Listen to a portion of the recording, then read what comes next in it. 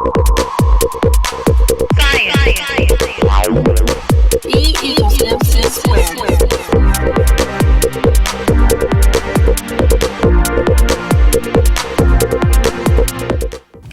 to Behind the White Coat Conversations with Los Alamos Scientists. I am your host, Carol A. Clark, and today we're doing part 2 of the Genesis mission discussion.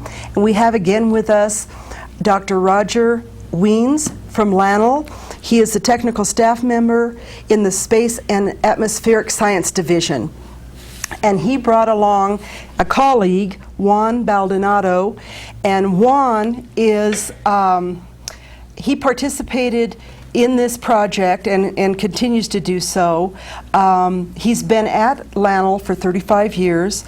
Also, his name, along with other mission participants, lies on the lunar surface. Welcome, both of you. Last week we talked about the mission. We'll give an overview and then possibly go into a little more detail of the crash that unfortunately happened in the Utah desert. However, all was not lost, and we'll tell you about that. Okay, well, the Genesis mission really was to bring back particles, that is, ions or atoms, from the sun. They came out to the spacecraft, which was just 1 million miles towards the sun, in the form of the solar wind, and they embedded themselves into collectors that we had deployed, and then over a period of 2 years we collected the solar wind, and then we brought it back to Earth. One of the exciting things is this represents the first time that we've ever brought something back to Earth from beyond the moon. And this, by doing this, we hope to learn a lot more about the composition of the sun, especially the isotopic composition, and by that to understand more about how the solar system was formed. Excellent. Just a quick question I've wondered about. It's been back now for a few weeks. Any odd bacteria that's unknown to us?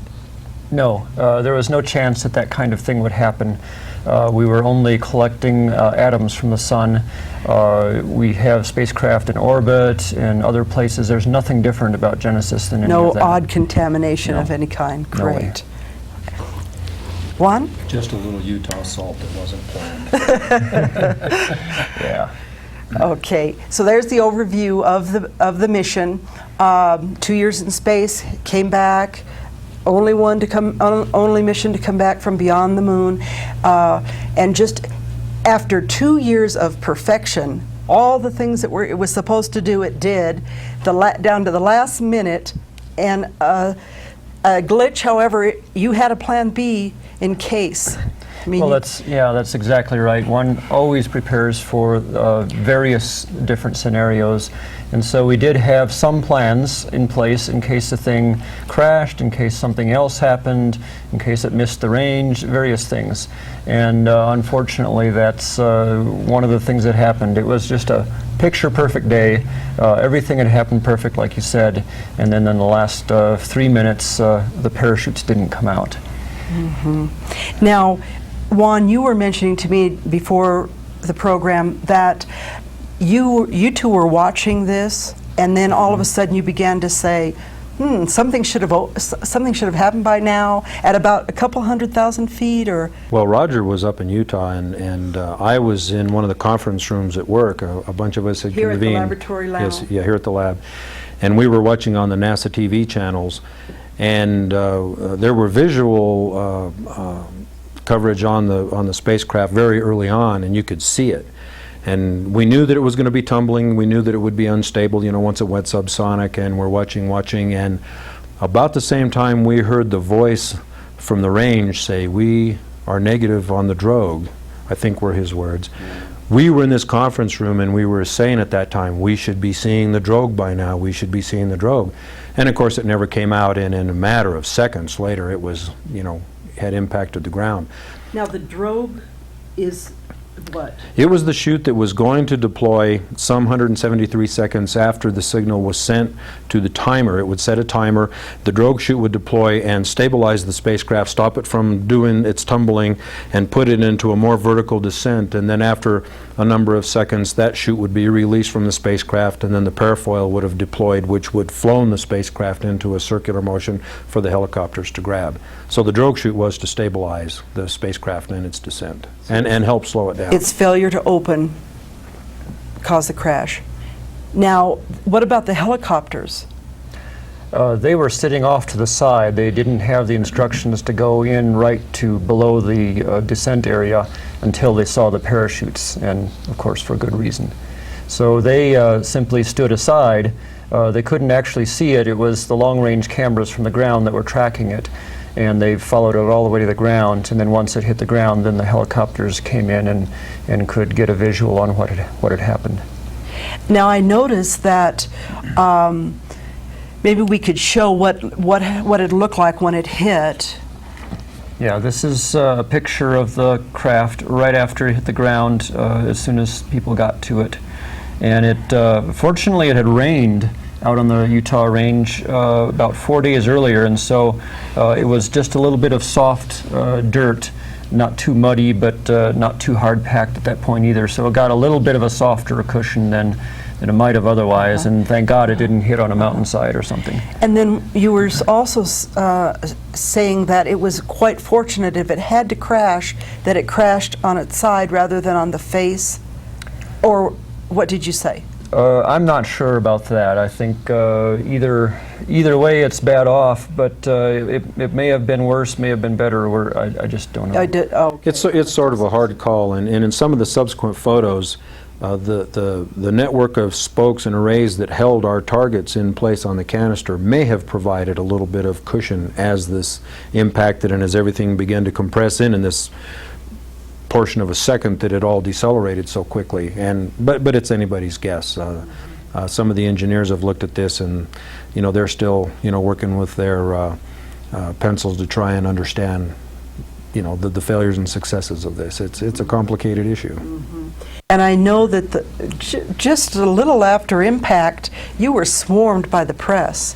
I was sitting in an area with VIPs and media, and right in the hangar where the helicopters took off from. It was real exciting, but yeah, I was sitting in the front row talking with a reporter as the thing was coming down, and as soon as it hit, one of our local reporters came running up to talk to me, and everyone else saw that, and so they swarmed around and wanted to understand what now. And of course, having thought about this scenario over for 10 years at various times of the night and throughout the years, yeah, I was ready to at least say we have contingency plans. We have we have the samples on the ground. We're going to get something out of this, and kind of be the voice of reason when people wanted to say this is a terrible terrible disaster. And Juan, you were showing me where it was amazing how much did stay intact after this impact. That little thin piece of foil that was just perfect. Yeah, there was a picture of the gold foil that was part of the spacecraft instrumentation package that survived totally intact. I think it's... We don't have it. Oh, it was in that other packet.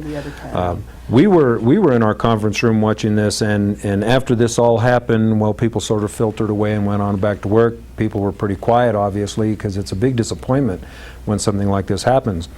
So I stayed by the phones. We had travel plans to go to Houston to disassemble this. Those all immediately got put on hold. Within a day or two, I began getting phone calls from Roger, leaving voice messages or talking on the phone, and I believe it was Thursday afternoon or Friday morning. Something like that, yeah. He actually got a hold of me and said, we believe that our targets are intact in the concentrator. And my first words was, you've got to be kidding. And he says, no. And he says, I'm coming home for the weekend. Can you be ready to come back up on Sunday with me, and we'll start getting into this thing? And I said, oh, absolutely. So some travel got cut pretty quickly, and Sunday evening we were back on our way up to Utah to get involved in dismantling this assembly. Yeah, there's the picture you were looking for, and that's a gold foil. That's what, 3 by 6 inches, something like that. Yeah, it's pretty good size. And it's mounted on an even larger frame, and none of that really got bent up, as you can see. It just all was fine. And then another thing that Juan, you had mentioned was the little specks of mud on. Was it here? Yeah, these two specs. Once we had the concentrator removed, we were able to turn it up by procedure. We were inventing procedures in real time. We were in a forensic mode of operation here. We have the wreckage, and we're going to get into it and get what we can. And once we were able to remove the concentrator from the wreckage and tip it up, which was the next day. You know, there's procedure, certain ways to tip it so that we wouldn't cross-contaminate or get any debris filtering through. And so once we had this up and were able to look at this, you can see there's a fairly large speck of debris right here on the corner, but right here on the face of that, there's a little teeny speck of mud. And we wanted to put a protective cover over this that had reliefs machined into it that would fit right down over this cross pattern to secure these targets, and we were going to put that on, and the caution was if that little speck is large enough, we could fracture that target by placing this on there. And Don Burnett, the PI for this, he actually turned his back. He said, I can't watch this. And Roger and Chuck were actually holding this framework, and I had a small dental probe, of all things, very sharp, and just went up right to that and just touched that little speck, and it flaked right off. Of course, we caught it on a clean pad so that we would have all of this. And so we said, okay, Don, it's safe to look now. And he came back, and so we were able to, bit by bit. Is Don Burnett from Jet Propulsion Laboratory, or? He's actually at Caltech, At but Caltech. we're working very closely with JPL as well. So it was quite a collaborative effort, Oh, this yeah. entire project. Yeah. So maybe we should just show you a little bit of what it looked like in terms of the sample canister after it got back. First of all, this is a picture of what the canister looked like when it was open, a little bit like out in space. This was in the clean room at Johnson Space Center as it was being assembled for flight. And so there's two halves. It's like a clamshell. Most of the solar collectors are in 4 stacks right here. And then there's another collector that's out here in the lid. And these get deployed, especially the ones underneath here, for different types of solar wind. This top one is always deployed. And in this gold instrument here is the solar wind concentrator, the target of which we just showed you. It is the one that was built at Los Alamos here. Now that's the before picture. And that's actually what we anticipated to see when we got down to Houston to disassemble this after what would have been the successful capture. That's what it should have looked like. And this is actually what it looked like. And what we're looking at here is the impact side. Right here is where it hit the ground. It was cushioned somewhat by the return capsule's demise. But here we actually see the same canister. It's upside down, and the whole bottom had sheared off. And that's why they actually brought it in upside down, because they didn't want things falling out the bottom. And this is the bottom end of the solar wind concentrator, and we'll be kind of focusing on how we actually got that out of this mess. Most of the other arrays are actually sitting down here in what was the lid of that canister. And it's just amazing that we got things out of there the way it looked. And this is approximately, Monday morning after the re-entry. So this is only 4 days later. Yeah, that's right. How long was this actually behind the moon? Beyond the moon? It was there for close to 3 years. It was launched in August of 2001. We got it back in September of 2004, and nearly all of that time it was out past the moon. Oh, so 3 years. I was thinking 2 years. We actually collected solar wind for a little over 2 years. I see. But the whole mission took 3. I see. And nonetheless, for wear or tear other than the crash, as far as the metal and all that, everything so far looks like it's in good shape after 3 years floating out there? As far as the space environments, everything is fine. It got a fair amount of hydrogen from the solar wind, and then anything else would have been potentially some contamination from the rest of the spacecraft. Part of the reason for making a separate sample canister was to protect this from potential contamination by the spacecraft. We actually didn't open this up until several months into the mission. But it looks like actually we got a fairly clean interior of this, with the exception of what happened when it hit the ground, which is a totally different story. Totally different story. Well, anyway, maybe you want to talk to this picture about how we went about taking things apart. Once we got the team together up there, there was the engineers and the mechanical people from JPL working right in there with us. The NASA people in there were right there. We were all together, and we would actually make up procedures in real time, discuss how we were going to do something. People were writing procedures. We were signing them off. We would do the work, look back, regroup, decide our next approach. And this is a whole lot like an auto wreck.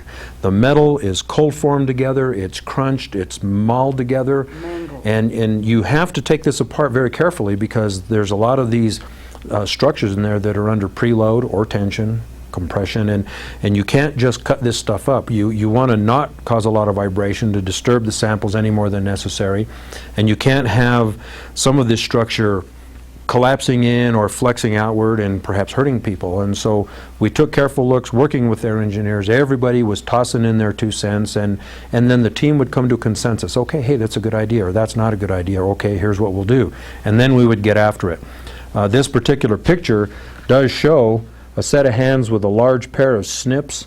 We were cutting away some of the side metal from the canister to help access the parts of the structure farther down below that we're actually clamping the concentrator lip into. In a couple photos next, you'll see how the concentrator is almost in a football shape. And that was all squeezed in there. We were able to cut some of these larger structures at the advice of some JPL people. We took drills and drilled lots of little holes, and that allowed us to break these members loose so that we wouldn't cause a lot of trauma. So lots of techniques and ideas were all incorporated by everybody involved to make this a success. Any type of solar debris in there? Anything that you didn't expect to find? There were a few meteorite little Particles. impact points. We don't actually see the stuff left from the micrometeorites there, but little micron-sized meteorites would hit, and you get a little mark there. But other than that, just the solar wind. It's pretty much what you expected. This is your hand, isn't it, Juan? Yeah, that is, and the reason that I know that, and I'll plug Lance Armstrong for this, I'm wearing my Lance Armstrong Live Strong bracelet. I don't wear it all the time, and my smock sleeve had ridden up a little bit, and it made that a little bit visible. So we're plugging Lance in his Cancer Research Foundation. It was a real interesting week because kind of the low point had come, of course, seeing the thing crash, and actually when they brought, so to speak, the body in afterwards. But once we started seeing what was actually still in there, it was really interesting because we'd pick out, and here's a picture of somebody picking out a little piece of wafer from the impact side here where it was all crunched in, and there was a part of a collection wafer that was still intact, and so somebody reached in and just brought it out with the tweezers. Here it looks as if nothing could have survived, and then there's a very nice piece. And that piece will get analyzed. It's in good shape, and so it still has a solar wind inside of it. Roger, are they so totally covered up in kind of hazmat type clothes to not be contaminated or to not contaminate? It's to not contaminate. Actually, that was sort of a paradox because here we have dirt sitting right all around here, and yet we were wearing clean room suits. So, but one still wanted to guard against getting any human things, flecks of skin or saliva onto these samples, which could further contaminate them in ways that they were not already. Sure. And so it was really fun to actually bring things out of this wreckage, and it's like, oh, there's something else that's still alive in there.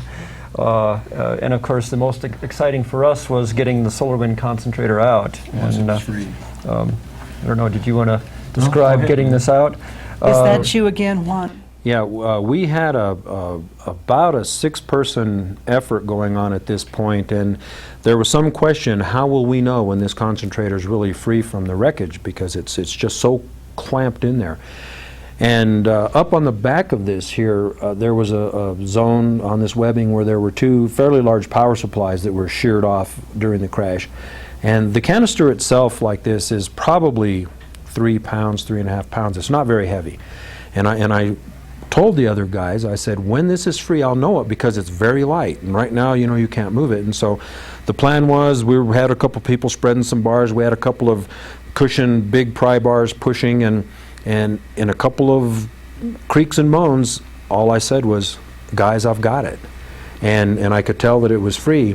Then we turned and we had a table with some Amerstat sheet and a cushion to set it on, right in the position that it came off in, so that we wouldn't disturb any of the samples that were inside of this or cause any cross-contamination or further breakage. So we just left it as it was and set it there. There's another photo of me standing there, leaning on the table, just guarding this thing. I sat there for, I don't know, hours while things were going on, and you're waiting and no one can get near and move because everything has to happen so methodically. I mean, it was just treated like gold. It was actually a fun thing to do. And I think we joked around because I think we said, you're coming out with it like it's a boy. Well, there were some people on the outside of the clean room looking in, and there were some NASA people and JPL people and Lockheed Martin people. Everybody wanted to watch this concentrator come off, and I turn around and I'm holding this, and we're all garbed up. You know, we look like a surgery room in there, and I looked through the window and I made the comment, "It's a boy." You actually said that, yeah. And there was some laughter, and people later on came and said, well, your comment was talked about in the meeting. I went, uh-oh, and they said, no, the confidence level is what we were counting on. And it was a real trying time, because when you have a mission like this with so much interest and everybody's hearts are in it, careers are in this. People like Roger have 10 years of his career tied up in this. We worked on these instruments for 2 to 3 years before it ever launched, all the testing, all the handling. And when you have something like this happen, people's emotions are pushed right to that edge. And it's easy with a little speck to either display anger or sadness and whatever, and oftentimes a little icebreaker sometimes works, and people can relax, and then you get back in it again. You know, you're riding this emotional roller coaster of agony and defeat and whatnot. And the unknown, do we have anything, after all this, will there be anything there for us to, but thank goodness it turned out there's quite a bit. So anyway, we finally got it out and actually turned it over, but before we show that, I just wanted to show you what it looked like before we sent it up into space. It was beautiful. And this is a gold-coated instrument because the cleanliness, especially for adsorbed oxygen on the surfaces, was very important. So here's the after. And there's the after picture right there. We can hold them up next to each other. Next to each other, yeah. And so it was pancaked a bit. But the target, which was sitting right in the center, and we have an inset on that one, and already showed it, it just, when the impact occurred, it just flew down and I believe it bounced off the wall, but the structure that was holding it, thanks to our very good design engineer, Steve Storms, just really shielded it from the blow, and it survived.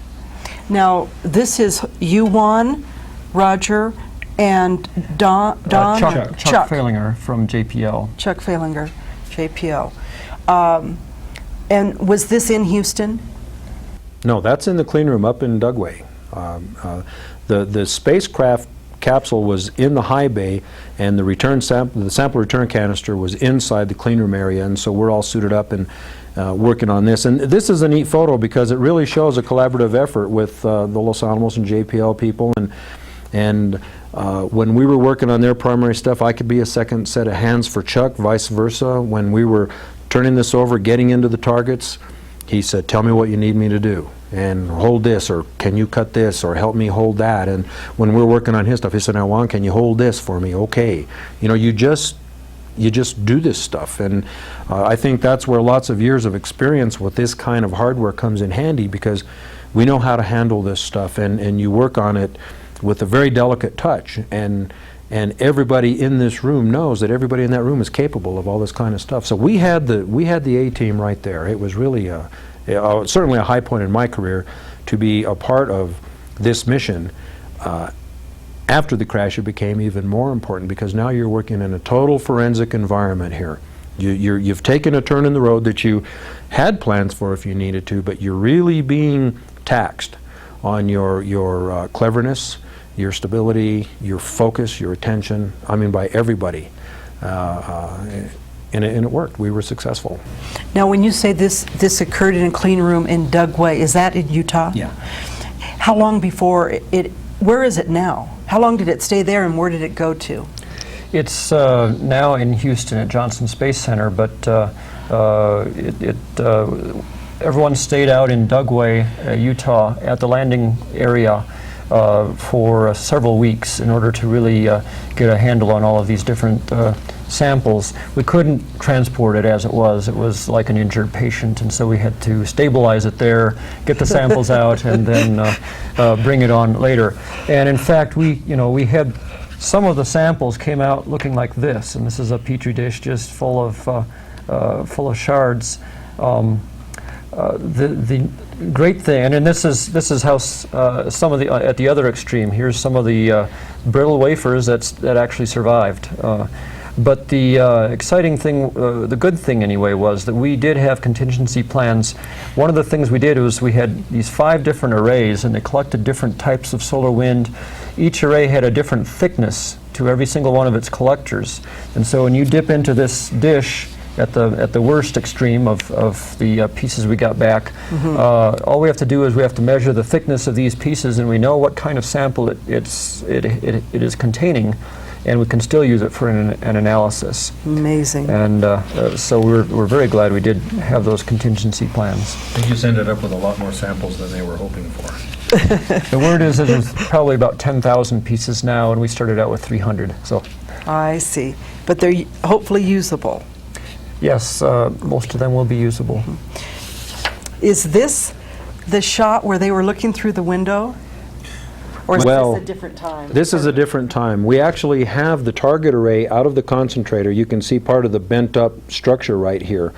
We have extracted it from the concentrator can, and the people outside are watching. They're so focused watching us take this apart, and we're focused on what we're doing. And once we had these out, I sat there and just held this, and lots of people came around and looked in the windows, and the photographs, the curation people taking pictures. I must have sat there for 40 or 45 minutes.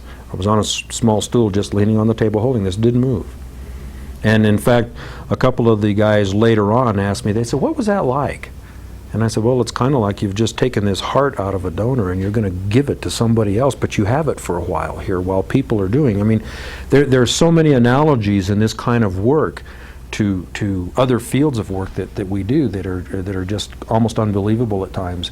To have something that valuable and that precious in your hands that's gone so far, and now it's like Roger said, it's been injured, and here you are doing it. It just doesn't get any better than that. Yeah. It's pretty cool. How about that? And the entire thing is so historic. I mean, it's going to be talked about forever. And here we are talking about it. I am so honored that you all have come on this show. Unfortunately, we have about 1 minute to go. Any closing remarks that you would like our audience to know? Well, the first analyses are probably going to start taking place in December or thereabouts, and then we're going to go about this fairly slowly because we have all the time, well, we think we have all the time in the world at this point. There's no rush to get things analyzed, but the results will trickle out over the next year, 2 years, and then longer. And we're just looking forward to getting some of these results and understanding the things that we put this mission up for. Excellent. Juan? Well, it's a nice opportunity to sit here and discuss this with you. I haven't quit talking to all of my colleagues about it. People just kept coming in. What was it like to be up there? And I said, it's the greatest, to go and do that and to be part of this. It's certainly a high point in my career. Well, Roger Wiens, thank you so very much. Juan Baldonado, thank you. Thank you for tuning in. Join us again next week for Behind the White Coat, Conversations with Los Alamos Scientists.